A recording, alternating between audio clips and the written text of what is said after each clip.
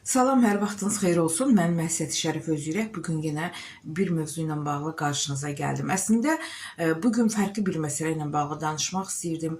Özəlliklə özümdə bir siyahı tutmuşdum. Azərbaycanda olan hadisələrlə bağlı, Azərbaycandakı sosial durumla bağlı, yerlərdəki məmur özbaşınalığı ilə bağlı, icra hakimiyyətləri ilə bağlı və s. və ilə axirə. Bununla bağlı videolar hazırlamaq istəyirdim, araşdırmalar eləmək istəyirdim. Amma bu sosial mediada gəzdiyim zaman önümə çıxan mənzərə məni çox məyus elədi. Çünki biz Azərbaycan xalqı olaraq hər zaman həm qadın olaraq, həm kişilərimiz oturuşumuza, duruşumuza, danışığımıza, hər bir hərəkətimizə fikir vermişik, diqqət eləmişik. Belə deyək, qadınlarımızın da, kişilərimiz də yüksəkdən səsini heç bir zaman eşitməmişik. Eşitdiyimiz zaman bunu ayıplamışıq. Amma özəlliklə gənc nəsildə məni çox narahat eləyən məqamlar var. Kameranın qarşısında oturub yemək yeyən kim, söyüş söyən kim, oynayan kim, özəlliklə xanımlara heç qətiyyən yaraşdırmıram. Bunlar hədiyyə üçün edilən addımlardır, pul üçün edilən addımlardır. Bəli, siz deyə bilərsiniz ki, ekonomik vəziyyət, iqtisadi çətinlik, insanların işsizliyi, pulsuzluğu onları buna vadar eləyir. Amma kameranın önünə keçib daha düzgün danışaraq, daha düzgün hərəkət edərək də prim yığmaq olar. Və yaxud da ki, seyirci qazanmaq olar, hədiyyə atanların sayını çoxaltmaq olar. Özəlliklə son zamanlar bunu danışdıqca özüm də çox həyəcan keçirdirəm, narahat oluram. Sözlərimə diqqət eləməyə çalışıram kimsəni qırmamaq üçün, kimsəni üzməmək üçün. İnsanların şəxsi həyatını müdaxilə etmək mənim işim deyil, bu mənim borcum da deyil. Amma biri bunu deməlidir, birimiz bunu oturub danışmalıyıq.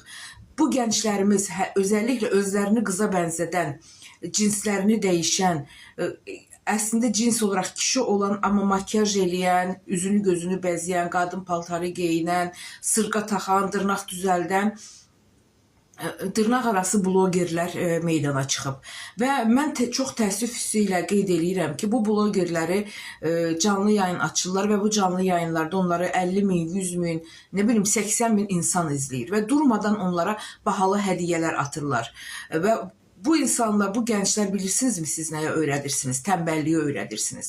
Bu gənclər heç bir zaman artıq belə deyək də müftə pulları görüb, müftə şöhrəti görüb, asan şöhrəti görüb, nə işləməyə meyilli olarlar, nə oxumağa meyilli olarlar, nə də özlərini inkişaf etdirməyə meyilli olacaqlar. Bunlar elə cinsiyyətlərini dəyişib, fərqli bir görünümlə bütün günü kameranın qarşısında sizlərlə əyləndirəcəklər. Sizlər də çöldə hansısa bir kasbın ehtiyacı olsa verməyəcəyiniz 1 manatı atacaqsınız bu gənclərə. Nəinki ki 1 manat, hətta mən araşdırdım, orada böyük hədiyyələr artdıqca bu 50 manat, 100 manat və daha çox olur ki, bir yayında bəlkə yüzlərlə belə hədiyyələr gəlir.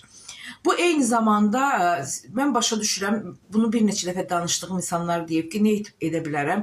Bunu izlədikcə işte keyfim açılır, problemlərdən uzaqlaşıram. Bəli, bəlkə bunu izlədikcə sizin keyfiniz açılır və problemlərdən uzaqlaşırsınız. Birinci məqam, özəlliklə siz bunu etməklə özünüzə xeyir etmirsiniz, ailənizdəki uşaqlarınıza xeyir etmirsiniz.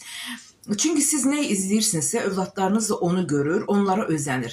Mən burada qalxıb desəm ki, kiməsə, Allah sənin övladını elə o yayındakı özünü qadına bənzədən kişi kimi eləsin. Siz mənə deyərsiniz ki, öz övladın olsun, qarıqşın öz başına deyərsiniz. Bizə niyə qarıqş eləyirsiniz? O zaman niyə görə bu gəncləri siz belə dəstəkləyirsiniz? Bu gənclərin həyatı, bunlar belə deyək, gəncdilər, acdılar və yaxud da ki, Allahın yolundan çıxıblar, dindən imandan qaçıblar. Bunlar asan pul qazanmağın yolunu bu cür tapıblar. Amma siz də bunlara dəstək verərək, bunlara o hədiyyələri göndərərək 80 min, 100 min bunların yayınında izlərsəniz, bu gənclər buna davam edəcəklər və bu gənclərin heç bir eğitimi olmayacaq, bundan sonra heç bir iş yerləri olmayacaq. Bu insanlar, bu oğlanlar, bu qızlar, bu qadınlar, bu kişilər hər zaman gənc olmayacaqlar ki, bunların 50-dən sonra yaşı olacaq, 60-70 yaşı olacaq. O zaman nə olacaq? O zaman TikTok açanda, Instagramda canlı açanda onlara kimsə baxıb hədiyyə mi göndərəcək? Və o zaman onları siz həyatda olmayacaqsınız, nə biz həyatda olmayacağıq. O insanlar çöp kimi atılacaqlar bir kənara. Həyat onları əzəcək.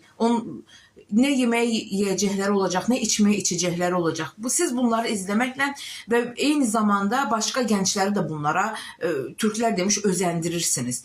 Bu gənclər nə edir? Siz bunları izlədikcə, bunları bəyəndikcə, bunlara pullar artdıqca, digər gənclər də deyir ki, bax, bu bunu elədi, bu qədər pul qazandı, maşın aldı, ev aldı, varlandı, mən niyə eləməyim bunu? Yavaş-yavaş bu insanların sayı artmağa başlayır.